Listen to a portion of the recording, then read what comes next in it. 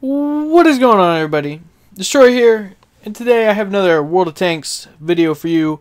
Now, this game is out for everyone on Xbox. You can't get it on the dashboard. I don't think it's for PS3, but it is for Xbox. And if you guys have started playing this, and you don't know what you're doing, I'm going to try and help you guys figure out where to go as to tanks.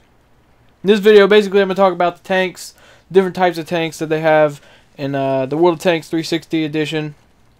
This isn't the PC edition, if anyone's wondering. This is for Xbox 360.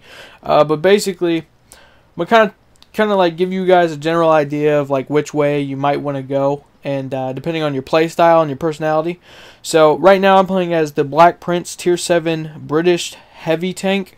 I have it fully upgraded. I'm working towards my Tier 8 tank.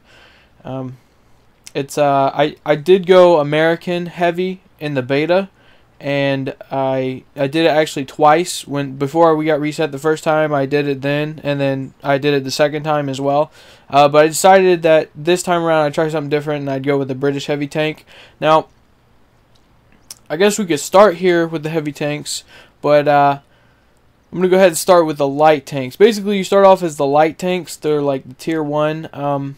Pretty sure every single country has the light tank as the Tier 1. There's German, British, and American.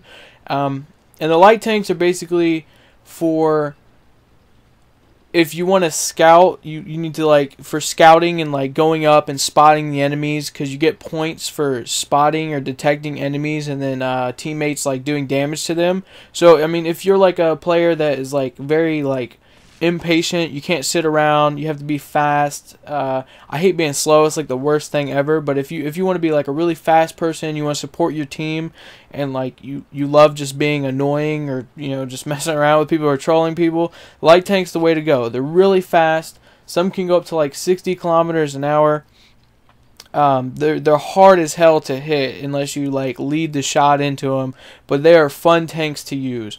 Then after that you have the mediums, which are basically they're a little bit stronger and do a little bit more damage than the lights. Or well, they do a lot more damage than the lights, and they're a lot more stronger.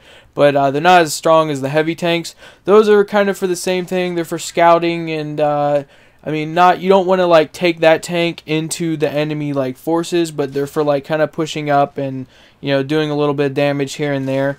And it's good for like a support player who wants to be like able to move around the map quickly at the same time as supporting and doing a lot more damage. So they're good for supporting like a heavy tank. Like if a heavy tank's sitting on a hill hammering down on other tanks, and then you got a couple medium tanks helping them out, that's what they're good for. They're good support tanks. And then you have the heavy tank. The heavy tank is like it is the strongest tank in the game as to like like health and armor. It usually has a lot of health, and they do a lot of damage. Tank destroyers do the same, but heavies are more built to be like on the front lines, taking a lot of damage. They do a huge amount of damage, have a huge amount of health. They ricochet a lot of shells off, as you see here. He just like cannot get a penetration on me. So heavy tanks are definitely the way to go if you feel like being like the monster boss, like that just destroys all the tanks that are on the enemy team. I would go with heavy if that's what you feel like doing. Then there's the tank destroyers. Tank destroyers are for sniping. They're for sitting back. They have a locked hull, so you can't. There's no rotating turret. There's only a few that have a rotating turret. I believe the Wolverine and the Jackson, which is a Tier 5 and Tier 6 American tank destroyer.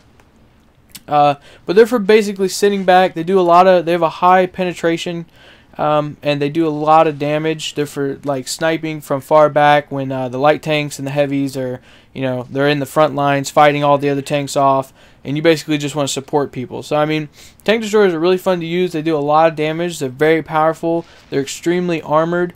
The only weakness they have is that turret does not turn all the way around. So if you get like a light tank behind you, they could just drive circles around you and just keep shooting you. So that's the only downside to them, unless you're going with the Tier 5, Tier 6 tank destroyer for American. Now, we also have the artilleries, which I would say is probably the hardest tank to get used to. It's a tank that requires a lot of patience and at the same time you have to be very, very precise. It's basically what happens is you fire from bird's eye view when you go into first person. You can fire from third person when enemy tanks are coming up on you. You do a maximum, like a huge amount of damage to enemy tanks, and they have a large penetration. So basically, when you're using the artillery, you're supposed to be supporting the team, you know, popping shots from the spawn, helping your team out, trying to take out other tanks. And it's a little bit harder to use because you have to get used to the aiming and the bird's eye view and like looking down at tanks and everything like that.